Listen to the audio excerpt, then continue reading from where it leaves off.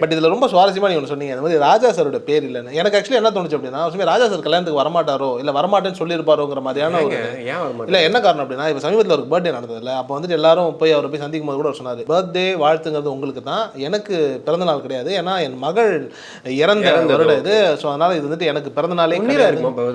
இல்லை இன்னும் 1 year ஆகலை, பட் ஆனால் வந்துட்டு இப்போ தானே இறந்தாங்க, ஸோ இந்த வருஷத்தில் நான் பர்த்டே கொண்டாடுறதுல என்ன ஒரு இது இருக்குதுன்ற மாதிரியான ஒரு, ஏன்னா அது ரொம்ப ஒரு கஷ்டமான ஒரு நிலை இல்லை, அப்பா இருக்கிறாரு மகள் இல்லைன்றது வந்துட்டு ஒரு மாதிரியான ஒரு நிலை. ஸோ அதனால் எனக்கு இந்த வருடம் பிறந்த நாள் இல்லைன்னு சொல்லியிருக்காருல, எனக்கு தெரிஞ்சு அதே மாதிரி வந்துட்டு இதே மாதிரி கல்யாணம் இந்த மாதிரியான விஷயங்களுக்குலாம் நான் வரல, அந்த மாதிரியான ஒரு மைண்ட் செட்டில் இருந்திருப்பாரோ ராஜா சார் அப்படின்ற மாதிரி எனக்கு தோணுது. அதனால போய் ஒரு கங்கை அமரன் சார் சொல்லி கூட வந்துட்டு இல்லை நான் வரல, ஏன்னா இந்த மாதிரி நல்ல காரியங்களுக்குலாம் கூட அந்த மாதிரி ஏதாவது சொல்லியிருக்கலாம், அதனால கூட பேர் போடாமல் இருந்திருக்கு. நல்லவேளை நீங்கள் எதுவும் பிரச்சனைன்னு சொல்லாமல் விட்டீங்க. கங்கை அமரனுக்கும் இளையராஜாவுக்கும் பிரச்சனை எல்லாம் வந்துட்டு நிறைய பேர் போட்டிருந்தாங்க. இல்லை ஆக்சுவலி நிறைய பிரச்சனை இருந்தால் கூட ஒரு பாயிண்ட்ல சேர்ந்துக்கிறாங்க. தடம் படத்தில் காட்டுவான் தெரியுமா, 2 பேரும் ஆக்சுவலி அவரோட முக்கியமான 2 பேர் சேர்ந்துக்கிற மாதிரி.